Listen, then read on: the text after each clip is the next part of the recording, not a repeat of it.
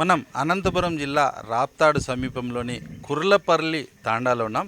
ఇక్కడ స్వతంత్ర అభ్యర్థిగా పోటీ చేస్తున్న ప్రొఫెసర్ రాజేష్ గారు ఎండ వేడిమిని సైతం లెక్క చేయకుండా ప్రతిరోజు అన్ని గ్రామాలు తిరుగుతూ ఈ నియోజకవర్గ పరిధిలో తనకు ఒక అవకాశం ఇవ్వాలని, తనకు అవకాశం ఇస్తే మార్పు చేసి చూపిస్తానంటూ ప్రతిరోజు తిరుగుతున్నారు. ఆయనకి ప్రజల నుంచి విశేష స్పందన లభిస్తుంది. సార్, ముఖ్యంగా చెప్పండి, మీ నేపథ్యం ఏమిటి? మీరు ముఖ్యంగా ఎందుకు రాజకీయాల్లోకి వచ్చి ఇక్కడున్న ప్రజల మార్పును కోరుకుంటున్నారు? మీడియా మిత్రులకు మరియు రాప్తాడ్ నియోజకవర్గం ప్రజలకు నా నమస్సుమాంజలి. ఇంతకుముందు కూడా 2-3 సార్లు చాలా స్పష్టంగా చెప్పాను. నేను ఇక్కడ రాప్తాడ్ నియోజకవర్గంలో కనగానపల్లి మండలంలో రాంపురం గ్రామంలో పుట్టాను అనమాట. చాలా పేద కుటుంబంలో 17 సంవత్సరాల్లో తండ్రి కోల్పోయి మరి ఒక బాగా చదువుకొని ఉన్నత విద్యలు అభ్యసించి ఒక మంచి స్థాయికి వచ్చిన తర్వాత తిరిగి వచ్చి నా బాధ్యతగా ఈ రాప్తాడ్ నియోజకవర్గాన్ని నంబర్ 1 చేయాలని చెప్పేసి, ప్లస్ నేను ఎన్నో సేవా కార్యక్రమాలు చేశాను. నేను గత 4 సంవత్సరాల నుంచి దగ్గర ఒక 6 కోట్ల వరకు ఖర్చు పెట్టుకొని ప్రతిదీ గుళ్ళకి గోపురాలకు మాత్రమే కాకుండా ఉద్యోగ అవకాశాలు, క్రీడా స్ఫూర్తి, ఒక మంచి టోర్నమెంట్ ద్వారా ఇంకా మన పిల్లలకి ఎవరికైతే మంచి మార్కులు వస్తాయో అందులో 50 పైన వచ్చిన పిల్లలకి ₹1,00,000 చొప్పున స్కాలర్షిప్స్ ఇస్తూ, ఎవరి మీద దొంగ కేసులు ఉంటాయో వాళ్ళని కాపాడుకుంటూ అట్లా ఎన్నో చేసుకుంటూ పోయినాం. కానీ ఇప్పుడు రోడ్లు ఉన్నాయి. ఇక్కడ రోడ్లు వేయాలంటే చేయలేం కదా మనం. ఇంకా ఏదైనా ఉద్యోగ అవకాశాల గురించి కంపెనీలు ఇక్కడ తీసుకురావాలంటే మనం చేయలేం కదా, రైట్? హంద్రీనీవా ప్రాజెక్ట్ని పూర్తి చేయాలంటే, ఇవన్నీ చేయాలంటే ఖచ్చితంగా ఎమ్మెల్యే అవుతేనే మనం చేయగలుగుతాం అనమాట. నేను ఇంతకుముందు 2-3 చేసినప్పుడు వాళ్ళు ఆపారు కనుక అప్పుడు అనిపించింది, రైట్, సేవా కార్యక్రమాలతో పాటు ఒక మెంబర్ ఆఫ్ లెజిస్లేటివ్ అసెంబ్లీ అవుతే గిన ఇంకా బాగా నంబర్ 1 పొజిషన్కి రాప్తాడ్ నియోజకవర్గం తీసుకురావచ్చు. That's it. ముఖ్యంగా ఇప్పుడు ప్రధానంగా ప్రతిపక్ష పార్టీలు కావచ్చు, ఇప్పుడున్న ప్రజెంట్ ఉన్న ప్రభుత్వంలో ఉన్నవారు కావచ్చు, ఇక్కడ ప్రధానంగా తోపుదుర్తి ప్రకాష్ రెడ్డి గారు ఎమ్మెల్యేగా ప్రాతినిధ్యం వహిస్తున్నారు. అదేవిధంగా ఎప్పటి నుంచో రాజకీయంగా ఇక్కడ పరిటాల సునీత గారు ప్రాతినిధ్యం వహిస్తున్న పరిస్థితి. ఇద్దరు ప్రధాన అభ్యర్థులతో మీరు పోటీ పడుతున్నారు.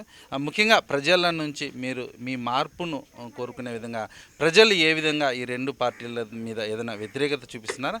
ముఖ్యంగా మీ దగ్గర ఎలాంటి సమస్యలు తెస్తున్నారు ఇక్కడ ఈ నియోజకవర్గ ప్రజలు? మా వాళ్ళు అంటే బీసీ, ఎస్సీ, ఎస్టీ మైనారిటీలో పెట్టిన ఒక భిక్ష వాళ్ళే వాళ్ళు ఉన్నారనమాట. మా వాళ్ళందరూ ఒక మంచి క్యాండిడేట్ కోసం వెయిట్ చేస్తాను. ఎప్పుడైతే ఇట్లాంటి ఒక క్యాండిడేట్ వస్తే గిన ఖచ్చితంగా నా లాంటి వ్యక్తి ప్రోత్సహించి చెప్పి వెయిట్ చేస్తాను. ఇట్స్ వెరీ మీరు గమనిస్తే సమస్యలు గమనిద్దాం. ఇక్కడ ఈ ఊర్లో ఉన్నాం కాబట్టి ఈ సమస్య గురించి చెప్తున్నాను. రాజు నాయక్ అనే వ్యక్తి, రైట్, హఠాత్తు చనిపోయాడు అనమాట. ఆ వ్యక్తి పిల్లలు చాలా చిన్న వయసులో ఉన్నారు. ఆ కుటుంబాన్ని నేను పరామర్శించి ₹1,00,000 ఇచ్చాను. ఎందుకు? ఆ పిల్లలకి చదువుకు అవసరం ఉంటుంది. అది ఎందుకు ఇచ్చాను? నేను కూడా 17 సంవత్సరాల్లో మా నాన్నగారు చనిపోయినప్పుడు నాకు తెలుసు ఆ డబ్బులు వాళ్ళకి ఏ విధంగా ఉపయోగపడతాయని చెప్పి. సో ఈ విధంగా వీళ్ళు చేసినారో చెప్పి. ఇప్పుడు మీరు అంటున్నారే ఏది ఎప్పటి నుంచో ఉన్నారు బలమైన నాయకులు, రైట్, వీళ్ళు వచ్చి మళ్ళీ ఏం చేసినారు చెప్పండి, కరెక్టా కదా? సో ఇవన్నీ ఊరికే మీడియాలో కొంతమంది క్రియేటెడ్ హై, ప్లస్ మా వాళ్ళు కొంతమంది భయపడి ముందుకు రాలేకపోయారు అనమాట. బట్ నా లాంటి వ్యక్తి వచ్చిన తర్వాత అసలు ఛాన్సే లేదు. ఫ్యూచర్లో కూడా ఇప్పుడు ఇంకా వస్తారు అన్ని చోట్ల కూడా నా లాంటి వ్యక్తిని ఇంకా రావాలని నేను కోరుకుంటున్నాను, రైట్. అండ్ నేను ఎప్పుడు బడుగు బలహీన వర్గాలు, బీసీ, ఎస్సీ, ఎస్టీ మైనారిటీల ఆత్మగౌరవాన్ని పెంచాలనుకుంటాను, రైట్. దీన్ని కూడా కొంతమంది తప్పుగా అర్థం చేసుకుంటారు. ఈ వర్డ్ ఎప్పుడైతే అంటానో పక్కనున్న మిగతా అగ్రకులాల వాళ్ళు తగ్గించాలని కాదు.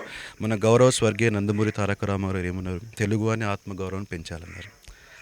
ఆ మాట అంటే పక్కన ఉన్న తమిళ వాళ్ళు, కన్నడ వాళ్ళు తగ్గించాలని కాదు కదా.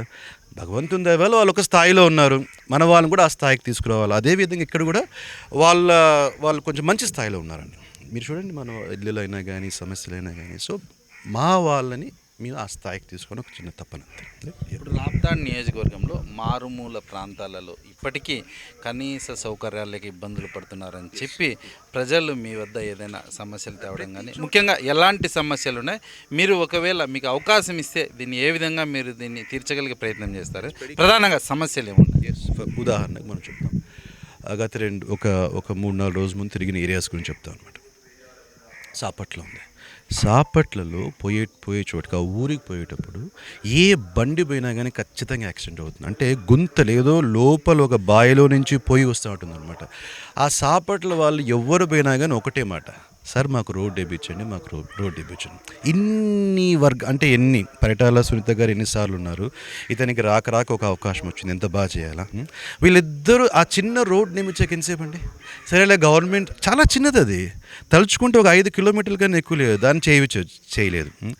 మేడాపురంలో నీళ్ళ సమస్య, భయంకరమైన నీళ్ళ సమస్య అండ్ కరెంటు సమస్య, ఎప్పుడు ఫ్లక్చువేషన్స్ ఉంటాయి, అది కూడా చేయట్లేదు వాళ్ళు. సో ఇలాంటివన్నీ ప్రతి చోట ఉద్యోగ అవకాశాలను గమనించండి. మీరు ఒక్కసారి ఆలోచించండి, కియా అక్కడ ఉంది, అక్కడి నుంచి కియా అనుబంధ సంస్థల్ని మన రాప్తాడు తీసుకోవడానికి ఎంతసేపు పడుతుంది చెప్పండి. అనుబంధ సంస్థలు అంటే మనం దాని యాక్చువల్ ఒరిజినల్ ఎక్విప్మెంట్ మ్యానుఫ్యాక్చర్ అంటే ఓఈఎమ్స్ అంటారు. ఆ ఫర్మ్స్ని ఇక్కడ తీసుకురావచ్చు కదా, తీసుకురారు. సాఫ్ట్వేర్ ఒక్క మల్టీప్లెక్స్ కూడా మన రాప్తాడులో లేదంటే దీన్ని బట్టి ఏంటి, because of the illegal activities what's happening in Raptadu constituency. అంటే ఇలాంటి ఇల్లీగల్ యాక్టివిటీస్ చేయడం వల్ల ఇన్వెస్టర్స్ ఇక్కడ రావడానికి భయపడుతున్నారు అనమాట. అర్థమవుతుందా? సో కనుక ఇప్పుడు నాలాంటి క్లీన్ ఇమేజ్ ఉన్న వ్యక్తి రైట్ వచ్చినప్పుడు మిగతా వాళ్ళందరితో నేను మాట్లాడినప్పుడు వాళ్ళు నమ్ముతారు, ఆటోమేటిక్గా కంపెనీస్ వస్తాయి, మన వాళ్ళకి ఉద్యోగ అవకాశాలు రాగలుగుతాయి, మన వాళ్ళకి కావాల్సిన బోర్లు మీరు గమనిస్తే కదా నా 12 పాయింట్ల మేనిఫెస్టోలో ఫస్ట్ పాయింటే జలయజ్ఞం. దాని ద్వారా 10,000 బోర్లు 500 అడుగుల వరకు అయ్యే ఖర్చు మేము భరిస్తామన్నాం. అదే కదా కావాల్సింది. ఏం బ్రదర్, మీ అందరికి కావాల్సింది, వీళ్ళకి కావాల్సింది బోర్లు కావాలా, పిల్లలకు ఉద్యోగ అవకాశాలు కావాలా, మంచి చదువులు, అంతే. ఓకే. ఇప్పుడు ప్రధానంగా ఇప్పుడు మీకు ఈ 2024 ఎన్నికలు గట్టిగా అంటే ఒక 10 రోజులు ఉన్నాయి సార్. మీరు ఇప్పటివరకు ఎన్ని ప్రాంతాలు పర్యటించారు, ముఖ్యంగా సమస్యల మీద ఏదైనా దానికి పూర్తి స్థాయిలో మీరు ప్రణాళిక ఏదైనా తీసుకున్నారా, ఫైనల్గా చెప్పండి. సింపుల్ వర్డ్, మీరు ఎలాగైతే 10 రోజులు ఉన్నారో ఇట్స్ జస్ట్ స్మాల్ కరెక్షన్. నేను గత 4 సంవత్సరాల నుంచి 4.5 సంవత్సరాల నుంచి గ్రౌండ్లో ఉన్నాను. ప్రతి చోట ఈ ఊరికి ఎలాగైతే వచ్చి ఈ సమస్య చిన్న ఇది ఊరు కదా ఇది, ఈ ఊరికి వచ్చి నేను 1.5 year కింద మన రాజు నాయక్ చచ్చిపోయి సంవత్సరం కింద వచ్చి ఎట్లయితే ఇచ్చానో ప్రతి చోట ప్రతి గ్రామంలో ఈ 6 మండలాల్లో కనగాన్పల్లి, సీకేపల్లి, ఆత్మకూరు, రాప్తాడు, అనంతపూర్ రూరల్, రామగిరి 6 మండలాల్లో ఉన్న దాదాపు ప్రతి గ్రామంలో నా సేవా కార్యక్రమాలు పోయినాయి. మనం ప్రొఫెసర్ రాజేష్ ఎడ్యుకేషనల్ అవార్డ్స్ ద్వారా ఆ పిల్లలకి అవార్డ్స్కి వెళ్ళినాయి. క్రికెట్ టోర్నమెంట్ పెట్టినప్పుడు వాళ్ళకి మంచి క్రికెట్ కిట్లు పోయినాయి. రైట్, ఉద్యోగ అవకాశాలు, ఇవన్నీ చాలా చేయడం వల్ల గత 4.5 సంవత్సరాల నుంచి ప్రజలతో టచ్లో ఉన్నాను. రైట్, ప్లస్ ఇదంటారా, ఇది 10 రోజులు మాత్రమే కాదు, బేసిక్గా 1.5 month ఒక 2 months నుంచి ఈ ప్రక్రియ స్టార్ట్ అయింది. రైట్, ఈ ఎండలో కూడా ఇప్పుడు తిరుగుతున్నాం కాబట్టి 10 మంది తెలిసింది ఒకసారి ఇప్పుడు తిరుగుతున్నాడు ఏమన్నట్టు, కానీ ప్రతిసారి మన గ్రిప్ ఉంది. అండ్ మా టార్గెట్ 80,000 votes అండి. We are very close. BC, SC, ST మైనారిటీల ఆత్మగౌరవాన్ని పెంచేకొచ్చిన వ్యక్తిని ప్రజలు గమనిస్తున్నారు. సైలెంట్ ఓటింగ్ మా వైపే ఉంది, అందులో ఎటువంటి సందేహం లేదు. మీరు గమనిస్తే కొన్ని చోట్ల ఏమంటున్నారంటే ఇతను టీడీపీ ఓట్లు కట్ చేస్తానని చెప్పేసి, కొంతమంది బేసిక్గా చెప్పాలంటే రెండూ కట్ అవుతున్నాయి. వైఎస్ఆర్సీపీ చాలా స్పష్టంగా చెప్తాయి. ఇంతకుముందు ఉదాహరణ ఇచ్చాను Medapuram is a clean sweep. Medapuram belongs to the YSRCP, పూర్తిగా మా దాంట్లో ఉంది. మామిళ్ళపల్లి వైఎస్ఆర్సీపీ ఇప్పుడు పూర్తిగా నా వైపు వచ్చింది. కనగానపల్లి సొంత మండలం, అక్కడ కూడా బాగానే ఉంది వైఎస్ఆర్సీపీ, ఇప్పుడు పూర్తిగా నా వైపు వచ్చింది.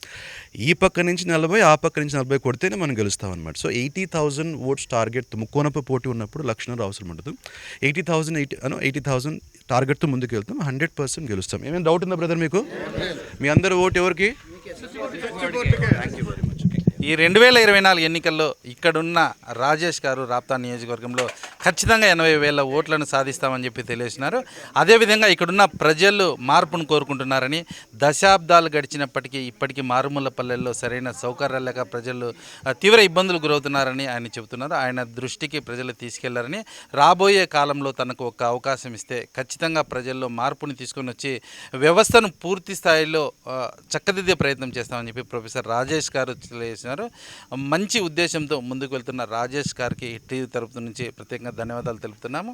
చూస్తూనే ఉండండి. అనంతపురం జిల్లా రాప్తాడు నియోజకవర్గం నుంచి కెమెరామెన్ రాఘవేంద్రతో హనుమంతు, హిట్ టీవీ.